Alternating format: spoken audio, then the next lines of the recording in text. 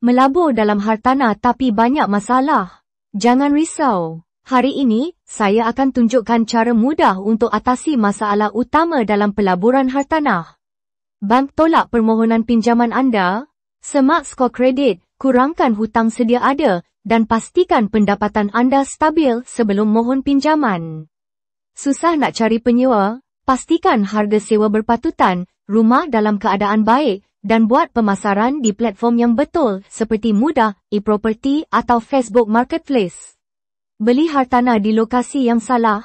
Sentiasa buat kajian pasaran, pilih kawasan yang sedang membangun, dan pantau projek infrastruktur baru di kawasan tersebut. Jangan biarkan masalah menghalang anda dari berjaya dalam pelaburan hartanah.